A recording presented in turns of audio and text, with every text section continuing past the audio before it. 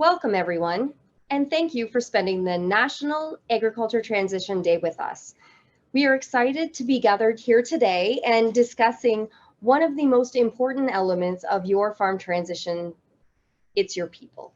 And today we were going to take the opportunity to discuss training and development of those key people. Today is the 7th of a 9-part series that we have created for you to help you, your family, and your team walk through this pathway to transition.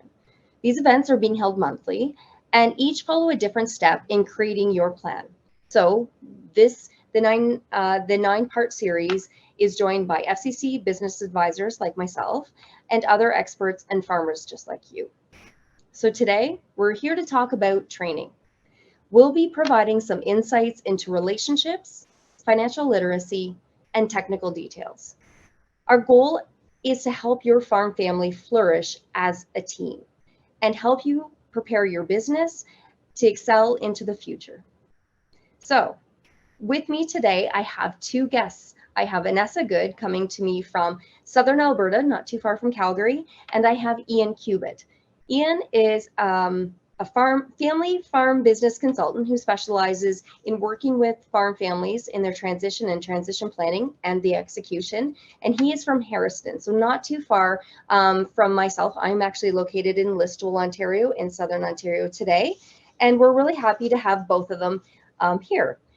And Annessa is coming to you from Calgary today, and she and her family are actually going through the succession roller coaster right now. And so she'll be able to provide some insights from that perspective and from that experience. However, to kick off my initial thoughts when we think about training and development, my first thought is checklists. And I want to acknowledge that today is going to be more than just checklists. And Annessa, I'm going to throw it over to you. Why don't you kind of highlight some of the topics we're going to be discussing today? Yeah, thank you very much, Andrea. Very excited to be here today and have a dynamic conversation about training. And, you kind of spoke to that spin that we're hoping to put on it today. And that idea truly came from our national team working with Canadian farm families and recognizing a couple big shifts in the industry. Shift number 1 is the size and scale of today's operations and the complexity of training and development that comes with that. Shift number 2 is we are starting to see a culture shift, that families are starting these transition conversations earlier than perhaps the generation prior. So really, how are we starting this conversation of training and developing the next generation? And thirdly, this shift of recognizing that the senior generation needs to develop and work on their mentorship skills as well, because this is the first time that they will be stepping into this role. And so today we really want to highlight and focus what gets in the way of training. We're going to have some great resources available in our post-event survey that we hope can support you and your family at home. And we're also going to focus on primarily relationships and how working with each other can truly assist our family with our plan. And also, we're going to have to look inwards as well. Are you unintentionally getting in your own way?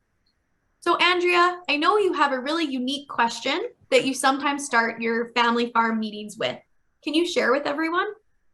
Sure.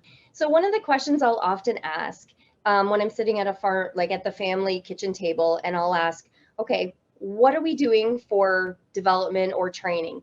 And everyone, their eyes especially, will divert down to the junior generation, and sometimes fingers will follow with that.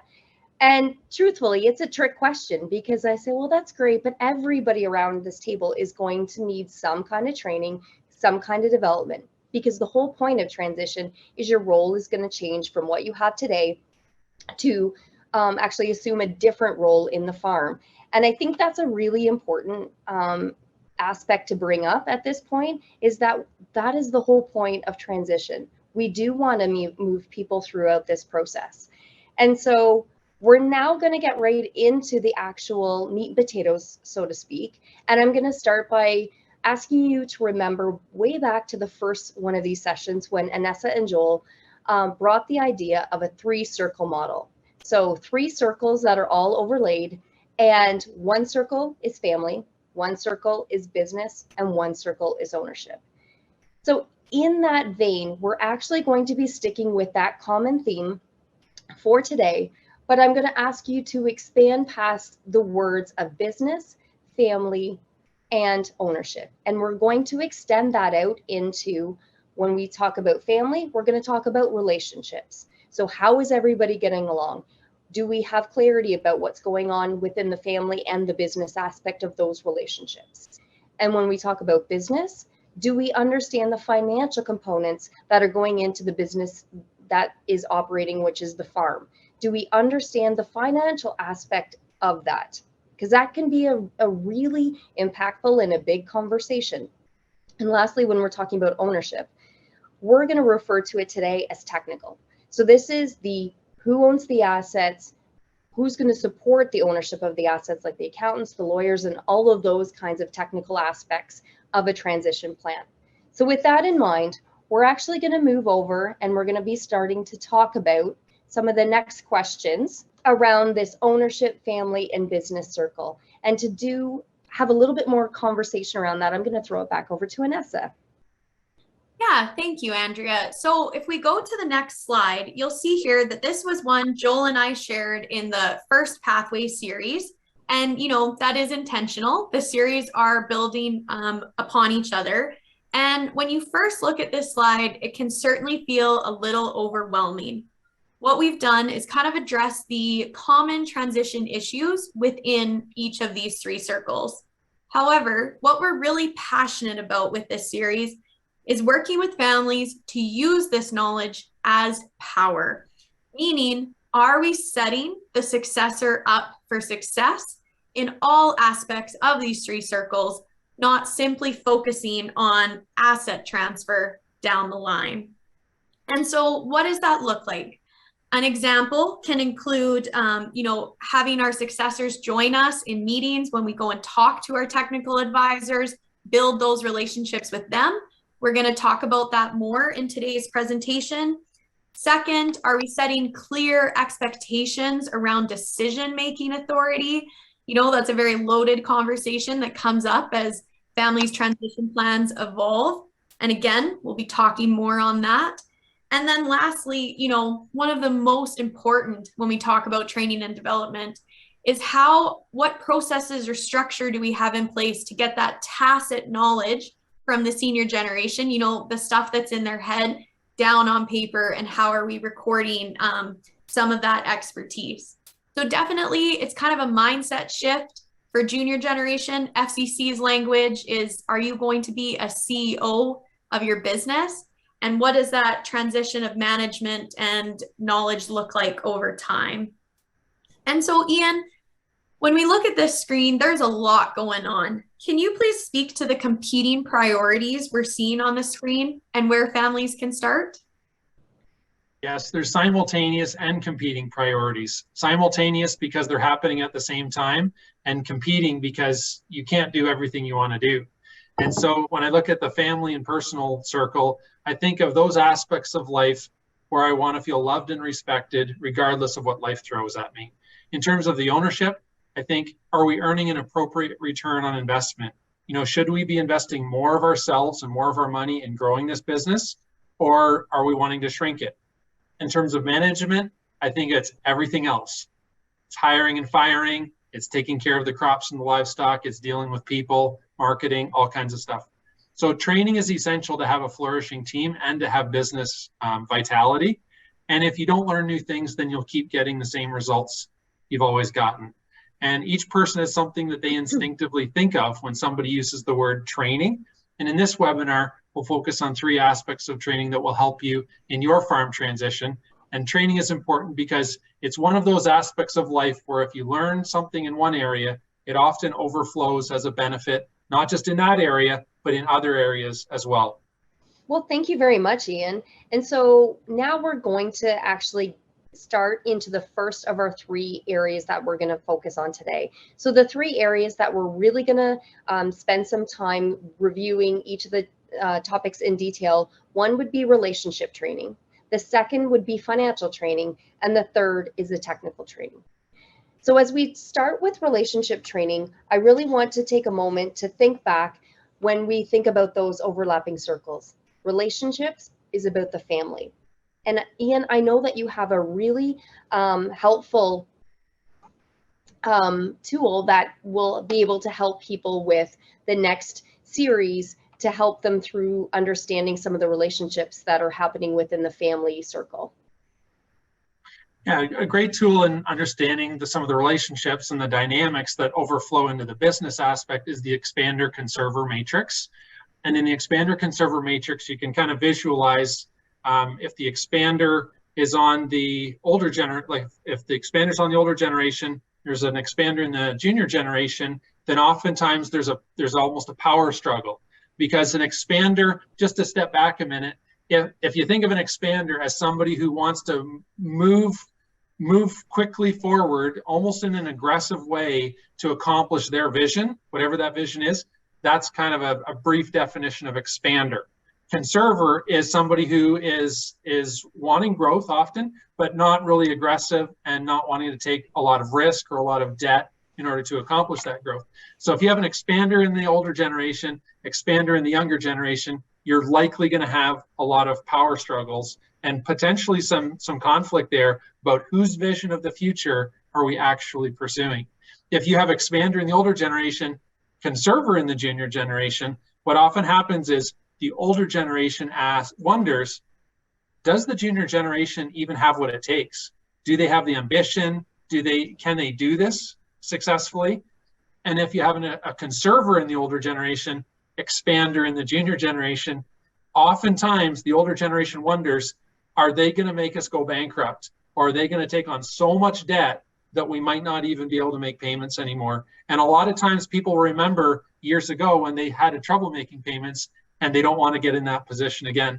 If you have conserver older generation, conserver junior generation, usually it's relatively calm. Usually there's not a whole lot of growth. Usually there's relatively modest debt. And eventually, a lot of times, a farm will realize that they haven't grown with the industry, and their ability to go out and buy another farm or to replace equipment is hurt. And it can be difficult to kind of maintain that viability in terms of multi-generations. I love that, right? Just such a great visual, and we can start to think about our own family and our own dynamics. But I do have a question, Ian.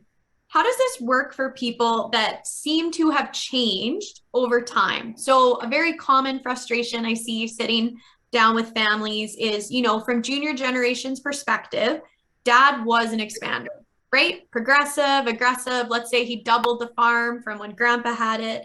But now, as dad approaches more of retirement age, he seems to be much more risk adverse. And so that's really frustrating to junior generation who may be an expander as well. Can you please speak to that kind of change?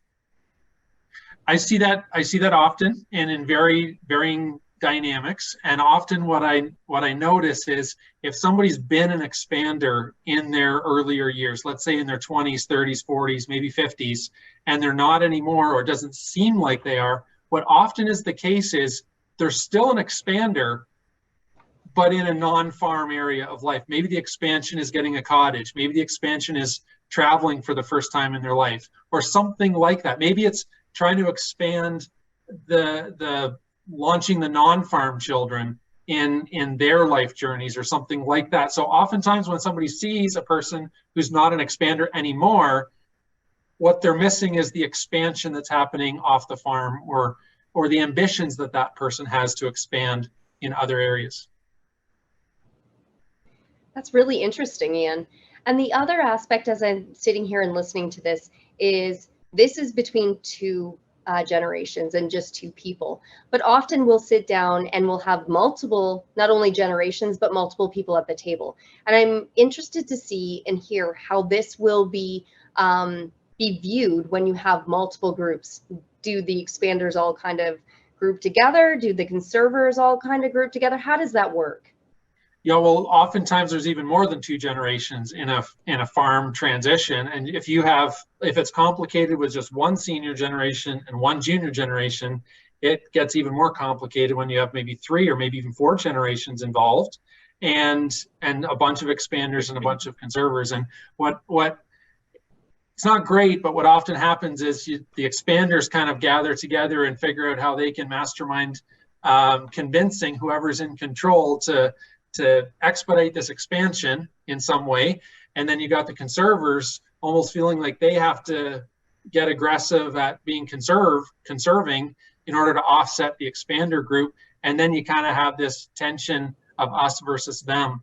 And it's good to have both perspectives, and it's good to listen to both perspectives and to honor every person. But to get into groups and kind of before the meeting, you kind of mastermind how you're gonna, what your attack is, that can get really dysfunctional. The meeting before the meeting is what you're talking about there. And then there's the meeting after the meeting where they agree about what decisions they made that they're actually not going to follow through on, because too often that happens as well, where there's the after meeting and some of the agreements that they made, they decide actually we're not going to tell anybody, but we're not going to follow through on that. Well, so now that we have one model or one concept of how to recognize the people at the table and how everyone's kind of responding to each other in terms of the relationships, Ian, can you talk about what other ones are out there? I know there's a ton of personality assessments, and I'm curious to see how you can put this expander conserver model with other personality testing. Sure. If you just take even expander conserver, you can treat a person like a category. So you can treat a person like their expander category. Nobody wants to be treated like a category. They want to be treated like a full human person, and they want their dreams and their visions for the future to be listened to and heard. And so a great way of understanding myself and understanding each other is to do personality assessment, because the reality is you don't know what you don't know. I don't know what I don't know. And if I don't understand myself better, and if I don't understand the others better in the farm transition, I'm going to make assumptions about myself, and I'm going to make assumptions about the other people, and then I'm going to act on those assumptions, and then I'm going to wonder why the other person overreacted. It's not just the other person's responsibility that it's their responsibility that they overreacted. It's my responsibility that I acted on my assumptions. So personality assessments can be amazing. I definitely caution about going online and doing a $12 assessment and hoping for the best, because what often happens is we get those assessments online, and then you just assume the results are accurate. You have no real way of understanding them or interpreting them, and then you treat each other based on the results of that assessment, and you're treating the other person like a category. So I definitely recommend you hire a certified person who's been trained in the assessments. And when I'm working with customers, there's one person I go to over and over who's certified and can help my customers to understand the results for themselves, and help my customers to understand each other by having a group meeting to understand the dynamics of each person's personality. And the 2 assessments that I like the best are the Berkman and the Myers-Briggs type indicator. And I like it best to do both of those together, because there's a lot of amazing synergies that happen between those 2 assessments. Thank you for those recommendations, Ian. I know we're all here today, especially cognizant of the impact, again, those personality tests can have if they're not explained or understood properly by a facilitator, and how that can impact all members of the family, right? Sometimes working with farm families, I see a lot of pressure being put on members that they should be doing this or they should be doing that, especially regarding expectations, and ironically, sometimes whether they've been verbalized or not. So Ian, can you speak more to shoulding? Yes. If I'm shoulding on you, then it usually feels like something that sounds similar but spelled different. So just for the sake of clarity, it's S-H-O-U-L-D-I-N-G, shoulding. Right. And if I'm shoulding on someone, I'm likely viewing them as lower than myself, and I'm likely treating them like they don't have what it takes. And shoulding on somebody rarely results in the person being internally motivated to do what I want. The person may do what I say, but they don't have their heart in it. And it's impossible to love somebody and control them at the same time. I think that's worth saying again. It's impossible to love somebody and control them at the same time. And if I'm shooting on somebody, likely I'm trying to exert control. I'm prioritizing controlling them more than I'm prioritizing loving them. So there's a difference between communication and comprehension, and there's a difference between communication and mutual understanding. And often people want to discuss whether the next generation has what it takes. You know, what are their ambitions or limitations? And if that's what we start out talking about without understanding their personality or the way they're wired, likely those discussions about whether they have what it takes are going to feel like an attack. And, you know, an example going back to the expander conserver matrix is, let's say you have a business with expanders. Let's say it's just simple, 2 generations, you have expanders in both generations. You know, one person says we should expand the chickens. One person says we should build a new dairy barn. One person says we should expand by buying the land. You know, most of those conversations are not even about the money. Most of those conversations about, does my vision matter? You know, is my perspective relevant? And am I even seen as part of the family? Oftentimes for an in-law, like somebody who's, or a partner who's in the family who's not a child, they can often wonder whether they're even viewed as part of the family. Often I see it where the next generation is shooting on the parents. You know, the parents should let them expand the farm and build new barns and buy more equipment. Just let this equity be transferred into some growing assets. Or, you know, the senior generation shooting on the junior generation, saying, you know, the children need to prove they have what it takes to pick up everything that the senior generation is currently doing. And we end up with all the generations taking offense. Yeah, absolutely. And again, I think recognizing, you know, I really liked your word there of mutual understanding. Sometimes it can be like unintentional, right? And I think that's something we've been focusing on through this series is, you know, as junior generation, do I feel defensive because parents are talking about these control mechanisms or things like that? But, you know, is it that we all sit down as a family and we can come to a place to understand it's actually a protection mechanism too, right? Kind of interesting ways, but like you stressed, being heard at the table. So to summarize our relationship training for today, we discussed the expander conserver matrix and how it is one tool to recognize that people are coming to the table from different perspectives. Secondly, we discussed personality testing and being able to understand not only your family and team members better, but understanding yourself. Going back to, are you unintentionally getting in your own way of training and development? And lastly, the impact of shooting on people. So Ian, if you could sum this up in one sentence, what can families do after this webinar in the short term that could positively impact their families' relationships? One thing you can do if you find yourself, you know, shooting on other people, or if you need to improve relationship, is to be humble and recognize how much there is for you to learn. And a great question to help you understand another person is to ask, what are you trying to build? What are you bringing into the world that wasn't there before? If another person isn't making sense to me, it's an opportunity for me to recognize that I have something to learn about that other person, or about the world, or about the situation that I'm in and that they're in. Thank you, Ian. That was beautifully said. And now we're going to actually shift into a very, well, not very different, but a slightly different aspect. So we had just wrapped up about relationships, and now we want to take some time to focus on financials, and specifically financial literacy. And when you think about financial conversations, often the first thing that comes to mind is the numbers. And as we just highlighted in our last section about relationships, I'm going to iterate again that, you know what, these conversations are more than the numbers. It's about the people who are involved in these conversations. And so a critical first step in understanding where you're coming from is about who you are and your relationship with money.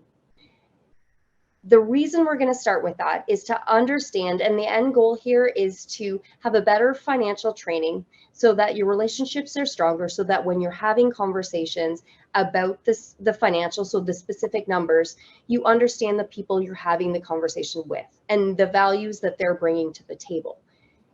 Now, very early in our Pathway to Transition series, so then the second actual session, Corey Henderson and I did a really deep dive into the financials, the numbers, the ratios, all that kind of thing. It was called The Current State.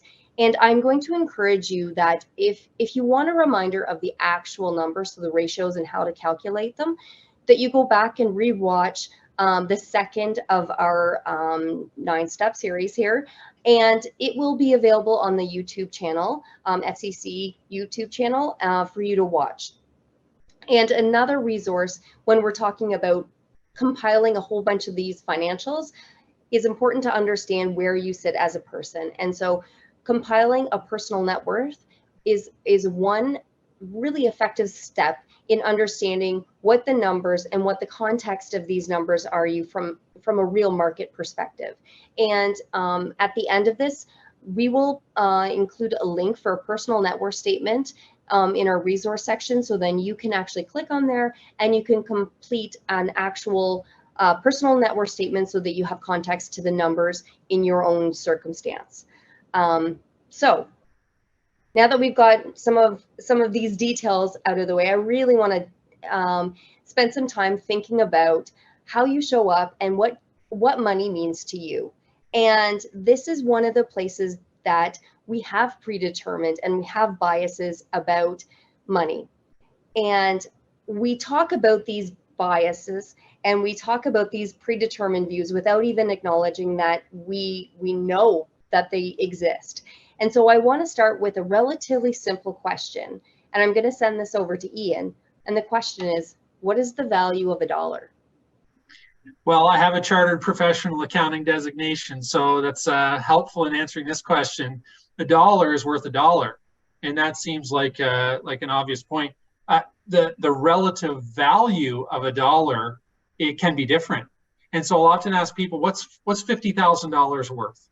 And it, depending on where we are in Canada, land is worth different amounts. But some people around here say, oh, $50,000 is worth 2 acres of land.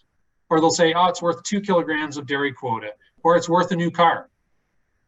All of those are true. And depending on if you have $50,000 and you get another $50,000, that's a significant boost in your financial toolbox. If you have $10 million and you get another $50,000, that's just as much more money, but it's a relatively modest boost in your financial toolbox. So oftentimes, it's in their 20s or 30s or 40s where a partial wealth transition to the next generation can have the biggest positive impact in their life journey rather than waiting until the senior generation dies. But Annessa, could you talk about the relative value of a dollar in terms of non-farm children as well? Yeah, I think that's a piece of the puzzle in all of this discussion of training and development that we really want to make sure we don't overlook, right? Are we educating our off-farm children in these discussions as well? And, speaking to your conversation, Ian, there, it is that, an asset, our wealth, income, cash. If I put that same $50,000 into an off-farm child's bank account, that's a down payment on a house. That can be their children's education. We all know if I put that same $50,000 into a farm, bank account, that's not even, 1/10 of a combine, right? So it really is starting to think about this in buckets. And, this was discussed in further detail. We did a bonus video after the business plan webinar that came out there in December, where we dived into this education of farming and off-farm children. And again, tying it all back, like Andrea said, relationships, right? We want that positive relationship, of course, between our children. And again, talking about that business plan webinar, that is a great tool to start discuss what's our financial expectations and, of course, our financial reality for our own independent plan. And so kind of to sum it up today, we really did want to highlight the importance of financial training, FCC recently collaborated with the University of Guelph and RBC and created an online financial ag management course that I encourage you to check out. And, you know, as a team here, we do feel that a competitive differentiator for the family farms in the future will be this financial literacy and this understanding of how does junior generation manage their business. So when we talk about how important this is, you also don't have to do it all alone. So we're certainly going to talk about who can be on your external team of technical experts to support you. And in your post-event survey, there'll be the net worth, like Andrea mentioned. We have a cost of living calculator, and we've also included some roles and responsibility checklists to help you start this journey as well. So to sum up the financial section, first, we talked about that shift in our mindset. Kind of weird to think about, but financials, we're talking more about just the money. We talked about different perspectives and how that impacts our value of a dollar. And lastly, we talked about the importance of language for financial literacy. And so what I did want to talk about, though, because it's certainly something we see working with families, is again, what gets in the way of this financial training. And in the internal family focus, once again, we encourage you to invest time and energy into those relationships and respecting where everyone is coming to the table. Something I think that's really important for junior generation to remember is that this is the first time, potentially, we're having these more formalized discussions with our senior generation, and we have to have empathy that they are stepping into this role for the first time as well. So Andrea, now that we've kind of wrapped up relationship training, financial training, what's next? Now we're on to the third and final section, and this is called the technical section. And so we're talking about technical relationships specifically. And if you think back again to those three circles, we had family, business, we've done those two. Now we're going to talk about technical, which aligns with ownership. And so the ownership is the technical ownership of the farm assets, the land, the quota, the inventory, the animals, all of that kind of thing. And this is where, when we talk about financial ownership, this is where we're running with the specific details of the business. And this is where we tend to run into some resistance in our farm transition planning. And we're going to talk about some specific steps on how you can get better clarity for these aspects of your business operation. Because if things aren't clear, then what we tend to see is inaction. We see procrastination.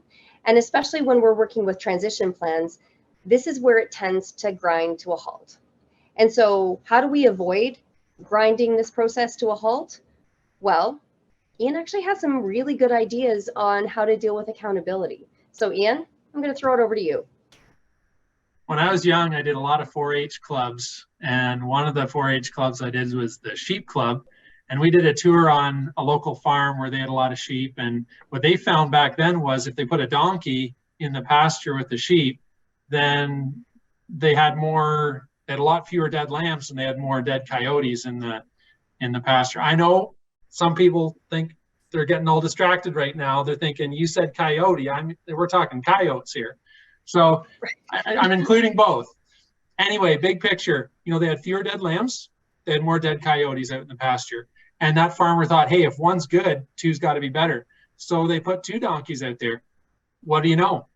More dead lambs, fewer dead coyotes. It was almost as if the 2 donkeys both said, he'll take care of it, and didn't bother to take responsibility for protecting the sheep. So that's kind of a agricultural visual kind of a gut example of saying every person has an opportunity to take responsibility for what they're responsible for. And in terms of technical training and looking at the ownership, to have clarity, you got to take responsibility. And if you don't take responsibility for what you're responsible for, then it will be very difficult for anyone to have confidence to move forward in the farm transition. So if you're finding in your farm transition like there's just a lack of progress, it's worth asking yourself, what is an aspect for me that maybe is my responsibility that I need to take responsibility for?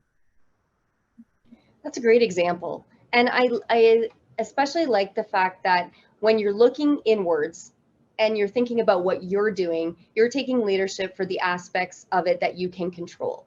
And if we think back to my initial example of being around the kitchen table and me asking the question about what's your development plan, and everybody kind of looks down to the junior generation, this kind of a story reminds you that yes, they have a part to play and they do need training and they do need development. But if you're more focused on what you need to do and how you're doing your own training and development, or recognizing that you're going to do some of these things, that's where the leadership and that's where the progress and the actual, I'm going to say, action comes to play. And it's a great reminder. Another kind of analogy that I like to work with when I'm talking with farm families is I say that transition is not a spectator sport. It's not that you just get to go to the accountant or the lawyer and kind of shift it off and say, go do your thing, and you can watch from the sidelines. You need to participate. You need to play. So you need to be a part in this, and you need to actively engage to work as a part of your team. So again, from this technical aspect of technical relationships, you're passing the baton to the lawyer or the accountant, but you're actively working with them. It's not that you're just going to watch them do all the work. And I think that's a really important differentiator, that you're actively working together on a team. So the accountability of that increases because everyone is still participating in that process. And so with that in mind, I want to shift our minds to working with our technical advisors. And I know that Annessa has some really good insights as to how to organize and who do we need on our team. Yeah, absolutely. Surprise, it's the three circles model again, but we're certainly trying to have that continuity as we go through, because we're really trying to help you and your family organize your thoughts and who can be, in your internal support for training and development. And then, like we're talking about today, who is on your external team of farm advisors. And, truly to help support, why are we here today? Support training and development. So we all know the old saying, it takes a village to raise a child. This is the same concept to say, how can we support the successor by growing and evolving to manage the size and scale of complexity of business today? And also, who can support that senior generation in their role of mentorship as well? And so in our previous one of the webinars in the pathway, there was an entire section about building your team and finding the right fit. So again, encourage you to go back and review. And when we look at the three circles here today, tying back to one of Andrea's originally opening remarks, was talking about production, family, and ownership. So if we look at the circles here today, this is the spin of training and development. Who do we have on our team of trusted advisors that can assist with some marketing expertise? Who can support us with agronomy? Under the ownership circle, these are more of our traditional succession or transition advisors. So these include our lawyers, our accountants, our estate planners, those that are going to help us with that transfer of assets. And I think, that is really important. What we're trying to show here today, to what Andrea was saying, is it's beyond that transfer of assets. We're actively working with our accountants, actively working with our lawyers to support our family on this training journey. But there is a third circle here that is often overlooked when we think about who's on our external team of advisors. And so we really want to take time today to highlight the importance of that family circle. Who is on our team helping our family be healthy so that we can manage the best business possible and take care of our dynamics and family relationships. So certainly it's something I'm proud of in the agriculture industry. We're starting to spend more time on, but we really do want to highlight family therapists, facilitators, mediators, those with that unique skill set. Ian, I have a question for you based on, all of the different operations you've worked with. Can you speak more to the evolution and success of families you work with that have prioritized their mental and physical health? Well, I grew up on a farm and I'm pretty familiar with a lot of the farm dynamics, and I know how effortless it can be to prioritize, taking care of the livestock, or, getting the seed in or getting harvest in. And there's all that urgent intensity that weather and livestock needs has. And what can often happen is people live a whole lifetime living in emergency mode, and they can tend to forget about themselves. So one thing that I found really helpful for my customers is for them to write a positive statement that they can say to themselves and that they can say to anybody else in their business that relates to well-being. And oftentimes it's a very simple statement like, the best thing for our business is for me to be healthy. And you can tweak that in many different ways. The best thing for our land is for me to be healthy. The best thing for our livestock is for me to be healthy. The best thing for our business partnership together is for me to be healthy. The best thing for my relationship or for my marriage or for parenting, whatever, is for me to be healthy. And a lot of times a key part of the transition process is prioritizing well-being, because if somebody's not in a good spot in terms of any type of their health, that can be a real barrier to accomplishing a life-giving farm transition. And if you begin your day, believing that life's supposed to be easy, you're likely going to have a terrible day. Life is not easy. I don't think life was ever supposed to be easy. Like there's a lot of parts of your farm transition that are not easy, and I don't think it was ever supposed to be. Real life is a challenge, and I think engaging in the challenge and making motion and forward progress in that challenge can be really satisfying and meaningful. And one quote I can never forget, I always remember, is self-care is never selfish. And same thing as in an airplane, they say, hey, if the cabin depressurizes, put your own oxygen mask on first, and then take care of the people who need your care. Same thing with the farm transition. If you need something to take care of your well-being, then that's the most loving thing you can do for everybody else in the farm transition. Absolutely. And I'll follow you on the quote train, Ian. Ties into one of my favorites. You can have it all. You just can't do it all. And I think that's really important, tying into, like you said, all of those, that emergency mode that we often find ourselves in. And so really it's taking that step back and looking at our business as a business and having that role clarity and progression of skill sets over time. However, as we all know, it's really difficult to know where to start when we talk about training and development. And, for me, that was coming up when we were talking about accountability and, being present with your advisors and all of those things. What if I have the most passion to be accountable? I just don't know where I'm supposed to start for training and development to be accountable. So can you speak to that for our families, Ian? One of the best tools I find in terms of everybody having clarity about their role in the business, and I've almost stopped using the words roles and responsibilities because I'm not even sure what those words mean. What I normally do is I talk about tasks and decisions. A task is something that I'm responsible to do. A decision is something that I have authority to make, where I have authority to make a decision. And so one thing that can be really basic and really helpful is just to write out a list of the tasks and decisions in your business. And if you're not sure where to start with that, in the notes after this webinar, FCC is going to be providing an example list of tasks and decisions. So go through that list and you can identify what tasks and decisions you feel you have responsibility for and where you have authority over. And you can do that for other people in your team, even people who are not part of the ownership or potential ownership of the business. And you can almost, you can take that to your team and say, go through this list and identify what tasks you feel are yours. Go through this list and identify what decisions you feel you have authority to make. And that's like a snapshot of today. And then you can say, also show the decisions you want to have the authority to make in 3 months or 6 months.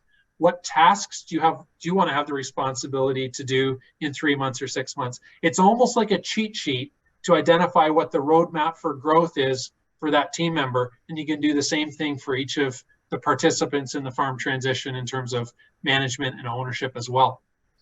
Deciding together, what that path looks like, who's responsible for what tasks, who has the authority to make what decisions is really helpful.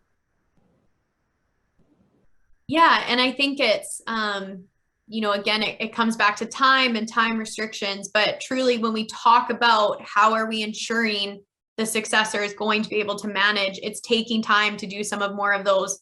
I've had people come back to me and say, that's an administrative task, Annessa. I don't have time to, sit out and write all these down. And so I know you mentioned prior year, and I think it's important just to talk to, like, one time you sat down with the family and there was like 500 tasks, wasn't there?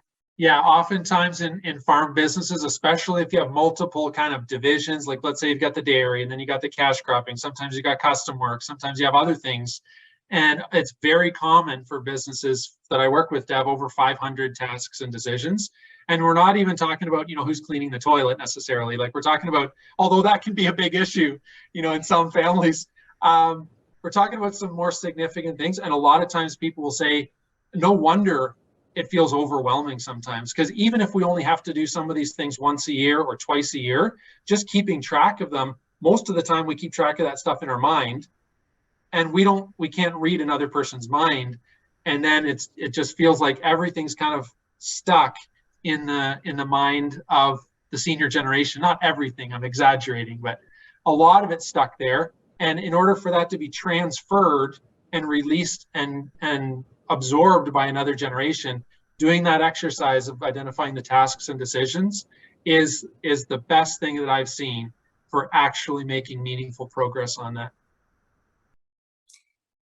Yeah, I want to let that sit, right? It can feel tedious, it can feel administrative, but again, we're talking about how do we create a plan to set successor up for success. And, often if families come in for more of that succession, asset transfer focus, and they say, what happens if I did pass away prematurely? As the senior generation, there's this fear if junior generation would be ready to step up, right? And that's the focus of today's conversation, pulling that back and saying, let's set up a plan, let's create that training and development. So you got to put in the work, right? Like you said, Ian. However, Ian, saying that, I know this is something I still struggle with my family and things like that. You mentioned decision-making authority. Who gets to make that decision based on that task?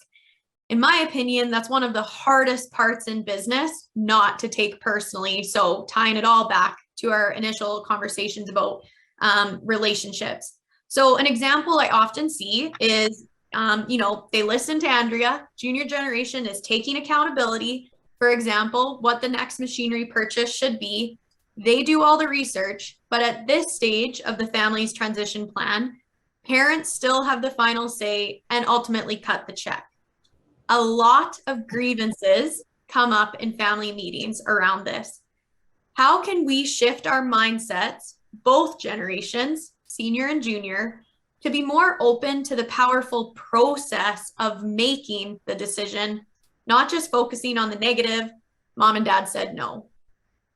One thing is we can celebrate the trust that each generation has in the other generation. And many times the child will say to me, well, dad makes all the decisions. I talk to the dad and he's like, oh, I hardly make any decisions around here. Oftentimes there's I mentioned tasks and decisions, it's a bit more complicated than that. Often there's the figuring something out, and then there's the decision whether or not to do it, and then there's actually doing it. So a lot of times what happens is the junior generation is trusted to figure it out, and then the parents say yes or no. And if the parents say no, then the junior generation can feel like they've wasted all that energy and life figuring it out, when in fact it's not wasted. And a lot of times the generations don't discuss the nature of, hey, I trust you to figure this out, and you did an all-star job figuring it out. And these are the reasons why I think we should do it, and these are the reasons why I think we should not do it. And this is the decision I've come up to based on all these factors. A lot of times it just goes through the internal filter, the answer comes out their mouth, and that's the end of the story. So I think celebrating the trust that each generation has in each other. And, if we're clear about who has authority to make the decisions, then our expectations are more likely to match up with reality. Because a lot of time it's our expectations that create a lot of trouble rather than whether the answer is yes or no. And I think just a quick comment there, Ian, is do you have any advice on how to set up that progression of like, okay, if you say no, the expectation is you'll, like you alluded to, explain why, right? You said no, but what about families that are a little bit stuck where, they've been trusted to do research for years, decades, how do we encourage the senior generation to let go a little bit more of that? Or however you would word that, just curious. Yeah, I think it gets back to like being curious and interested and wanting to learn about the next generation and learning about each of the generations. And normally there's reasons why people behave the way they behave. There always is. And if somebody's behaving in a way that makes absolutely no sense to you, that's because there's something that you don't understand. It makes absolute sense to the other person that they're behaving the way that they're behaving. I'm not saying their behavior is appropriate or healthy. That's not what I'm saying. I'm saying it makes absolute sense to them. And so if we can have a mindset of curiosity and discovery and learning, even if you don't like the answer, you can learn something about the situation and you can ask questions about it. And if somebody doesn't want to talk about it, then that's an opportunity to put it on the agenda for the next weekly or monthly business meeting. And if you don't have a weekly or monthly business meeting pre-scheduled, there's an opportunity for you to take one simple step to move your farm transition forward by getting it on the calendar, because generally what's on the calendar either happens or it gets rescheduled and it happens. There's my little rant. Wow. Well, that wraps up our technical aspect of this. And I'd just like to point out that in our technical aspect, when we're talking about ownership and assets, we spent the entire time still talking about relationships. And that is not that's not uncommon. That is the reality of when you're talking about showing up to be accountable for these meetings. It's you're accountable to the people that you're working with. When you're working with your team members, whether that be your accountant or even your therapist or your business partners, again, you're showing up to be accountable and productive with them. And when we show up ready to do hard things, we can accomplish great success. And I want to thank Ian for bringing that idea of the tasks and the decisions. It's a fantastic way to break down what we do on farms. And the idea that there's 500 to 700 tasks and decisions that get done really highlights the complexity that we have on our businesses today. That is an enormous task for anyone in the business just to step into. This takes planning. And when we acknowledge what's going to be happening, that's the first step in taking some meaningful steps forward that we can focus not only on the importance of the business, but the family as well. And so we are almost at the point where we're going to be wrapping this up. And so I want to throw it over to Annessa to put this all together. Yeah, I think if, we had an umbrella on this slide, it is truly ownership of the process, right? So on the screen, we have identified key questions and tools. Those tools will be provided in your post-event survey that we hope can support you and your family at home. If you are watching and you are not part of a family farm yourself, but work in the industry, you probably fall into one of those three circles, and you will play an important role in helping shift the mindset of families' training and development plans. Ian, if you could sum up in one sentence, okay, maybe two sentences, the benefits of families prioritizing training and development, what would it be? If I said one sentence, I would say training and development makes it easier for you to have satisfaction and meaning in your life. And if I was to say more than one sentence, I'd say real life is often difficult and real life can be full of meaning. I'd say face your challenges. As FCC says, dream, grow, thrive. I'd say whether you have 60 years ahead of you or whether you have 6 months ahead of you, life invites you to live a great story with the time that you have left. That was beautifully said, Ian. Well, that does it for our time together today. Just a few housekeeping notes here. You will receive a link for this recording in a few days, so please take the time to rewatch it with your family and share it with anyone in your farm operation that they might find valuable from today's conversation. You will also receive an email shortly in your inbox with the links for the event evaluation. If you've not filled out the form to register for the rest of the event series, it will also be included on that link. We encourage you to attend the entire series with our business advisors like Annessa and I, and other experts as we walk you down this pathway for transition. And don't worry if you miss a session, they will all be on our FCC YouTube. So remember, everyone who attends all of these sessions will also get receive a certificate at the end in recognition of your journey down this path with us. So on behalf of Ian, Annessa, and FCC, thank you for joining us today, and happy National Agriculture Transition Day.